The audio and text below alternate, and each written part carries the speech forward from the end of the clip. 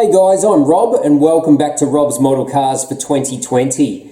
Now I'm going to kick off this year's first review with a bang, and what I've got to show you today is the brand new, almost real McLaren P1 GTR. Now, a lot of us have had really high expectations and hopes for the almost real supercar models that are going to be released. This is one of the first ones, and I'm really looking forward to seeing how their models stack up, and hopefully they're full of lots of detail, which is what us collectors want. Now, this is the first almost real model I've ever reviewed on the channel, so let's start with the packaging. So they come in these carbon fibre look boxes with some silhouette images of the car inside. It does have the almost real and McLaren branding all the way around, and there's the mandatory little bit of information on the bottom of the box as well by the model company. Now the model is inside in a foam shell, and I just have to say be careful when you remove the foam shell. It is very tight inside the box, and when I received this model and had a look, I did put a little tear in the thin cardboard box. So just recommend open up both ends of the box and pull the foam shell out from one end. It's going to save you tearing the box like I did. So the model does come with a certificate of authenticity, which is nice because most opening models now don't come with a certificate of authenticity. So we've got one of those with a serial number on it. The top of the box has a little plastic retainer inside, and that just keeps in place the front and rear clamshells, which are inside wrapped in tissue paper. So that keeps those nice and protected. The model does come with quite a bit of protection. We've got some tissue paper over the top of the model. So if we just remove that carefully from the side mirrors, it also does have a little bit of foam wedged in between the wheels and the styrofoam shell. Model is screwed in from underneath so it can't move during transport. So I have to say, first impressions, the model looks really good. It's got beautiful paintwork on it, nice decal work. The detail looks reasonably good. There is a couple of shortfalls that I can see immediately with this model, but I'll get it unscrewed. We'll put it on the base and we'll have a look. I will mention that I bought this on eBay from the seller Magamo. I paid $173 US plus shipping. That's quite a bit cheaper than what Almost Real's retail of this model is. The retail is US $199 for this model, which is stated on their website. So I was quite pleased to get it for $173 US on eBay. So I think this is the only fully opening P1 GTR model that you can buy. I know Auto Art makes some of these as well, but I think they only have opening doors, not a removable front or rear cover. So we'll see how this one stacks up, and we'll have a closer look at this brand new model review for 2020. Okay, so here we have the brand new almost real McLaren P1 GTR.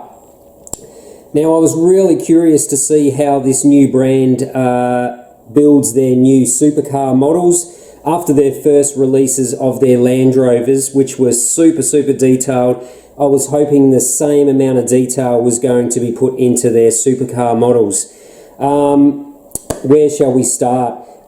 Yes, they are pretty good value for money, these models, I'd have to say, but I think it falls a little bit short of detail here and there, but we'll get into that in a moment.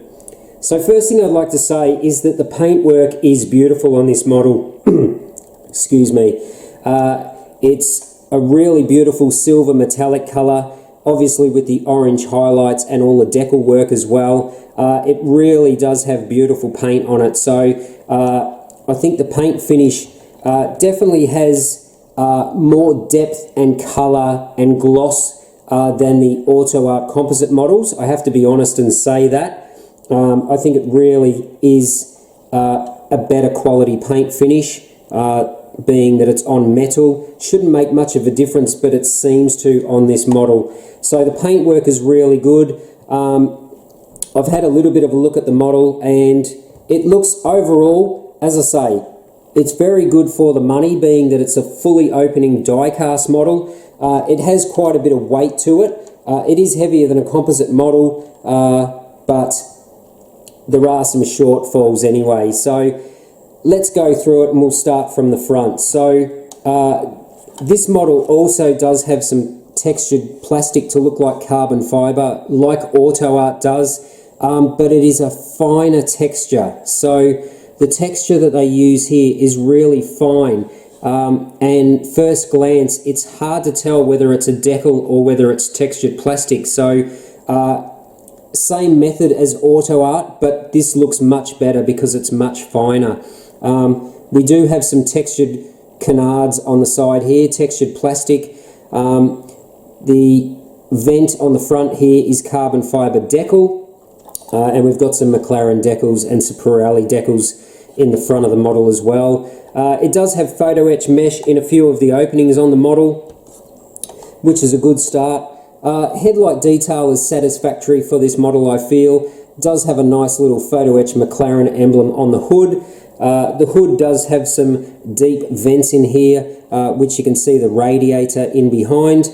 So overall, the front of the model isn't too bad. It's not super detailed, but it looks realistic enough for this model. If we go to the side, we've got these beautiful little P1 GTR mirrors. So they've got a black stalk and an orange mirror cap on there.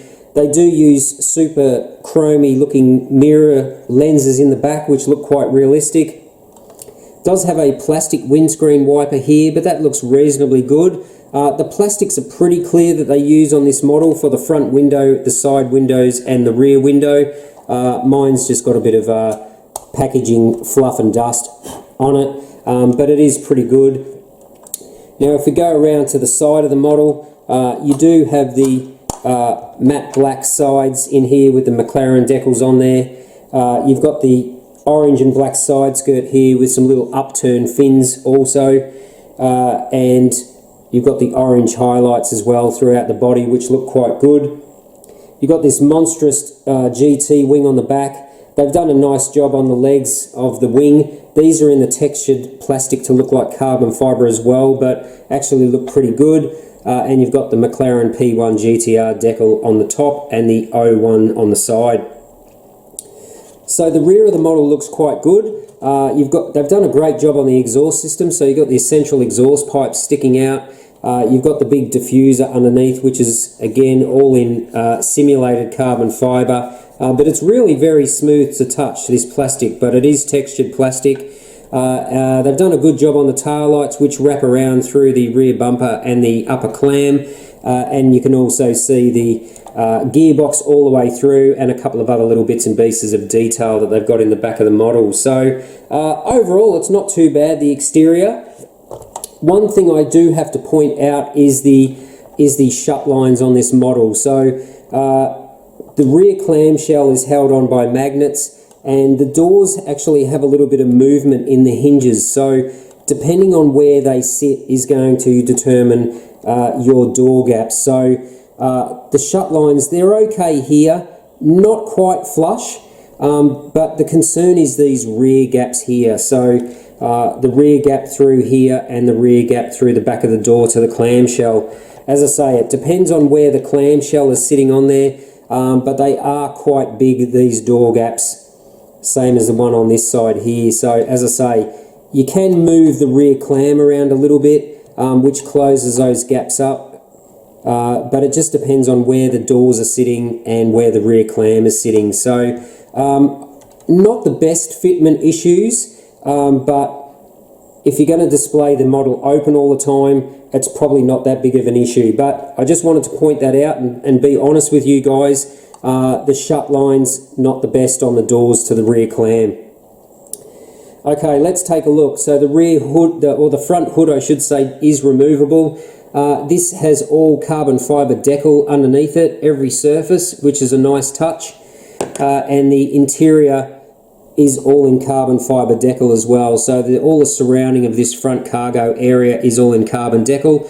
It just has a black radiator in here with a couple of cooling fans. But I looked at pictures on the internet and it is missing quite a bit of detail in the front. So there should be some air jacks in here, a battery and a fire bottle, I believe, is missing from here. So that's a real disappointment that they didn't put that extra bit of detail in the front. It would have taken this model just to the next level. So disappointing with the amount of detail in there, but it is what it is. So now that's actually held on by some magnets. So there's a couple of magnets on there which hold that in place on the front, which makes it quite sturdy. So not sturdy enough to hold itself on there, but it will stay in place. Now the rear clamshell comes off, and this is also held on by quite strong magnets. So there's some magnets in the front and some magnets in the back. The whole underside of this is in carbon fibre decal as well. Nice clear window on the top for the engine, although the P1 has this little cover underneath, so you can't see too much of the engine when the engine cover is on. But hopefully you can see there how good the quality of paint is on this model. The paint is really, really good. Okay, so here's where the detail is lacking again. So the engine compartment here, it's pretty good. I think it's slightly better than the Auto Art. At least all the heat shielding is more of a chromy reflective finish as opposed to the Auto Art, which is more of a silver finish. I think they've done a good job on the exhaust pipes. You've got a real sort of goldy colour on the pipes here, and as they come out through the rear, there's a bit of heat treatment on there. They're a purpley bluish colour, which looks really good. So I'm reasonably happy with the heat shielding, the exhaust system, the subframe through here. It's just lacking some hoses and piping through here. So you can see the top of the engine, the throttle body's going off to these air boxes. You can see the engine block underneath. But yeah, as I say, I think there's quite a few hoses and electrical lines and such running that it sort of is a little bit disappointing. I was expecting more from the model. Maybe that's something I can add, but it's not quite as good as we expected. So I think it's a little bit better than an Auto Art P1 engine, but not much.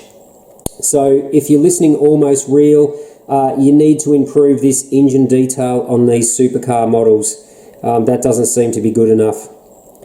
Okay, we've got some more carbon fibre decals just behind the doors here, underneath the engine covers.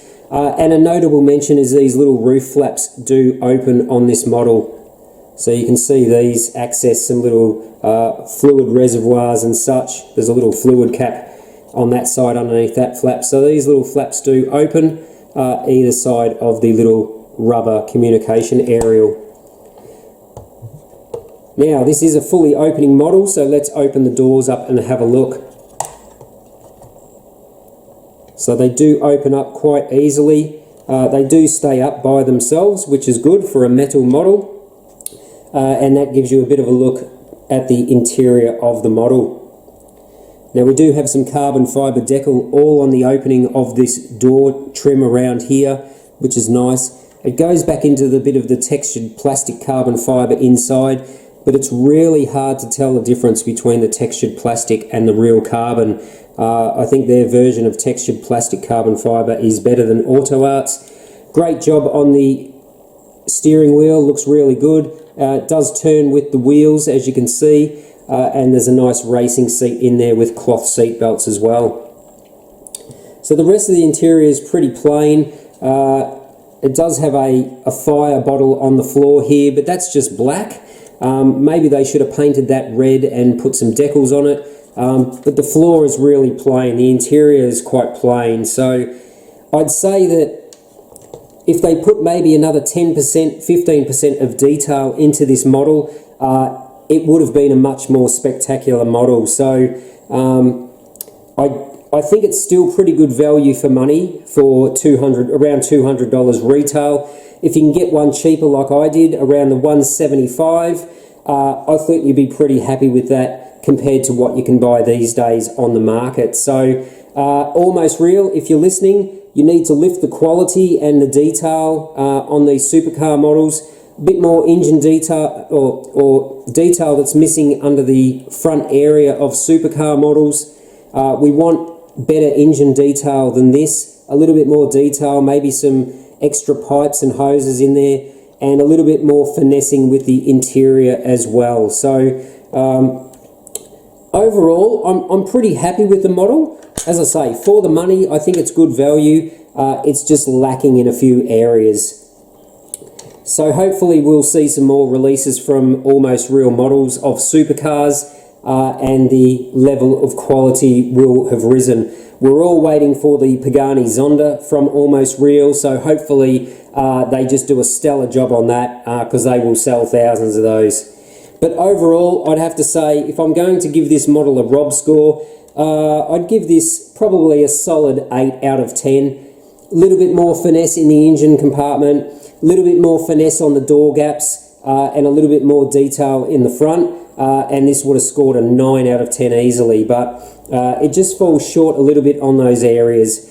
But I must say, it is really nice to have a heavy die-cast model again of a modern supercar. Really impressed with that. So I hope you enjoyed today's review of this brand new Almost Real McLaren P1 GTR. If you haven't subscribed to the channel already, please do. Don't forget to smash that like button and check out my merch also. All the links below in the video description. And stay tuned to the channel in 2020. Plenty more models arriving, plenty more models on pre-order, more custom models to build, and some news later in the year. Hopefully we'll get the subs up and we'll get to do another high-end model giveaway. But I hope you enjoyed today's video review, and until next time, thanks for watching Rob's Model Cars.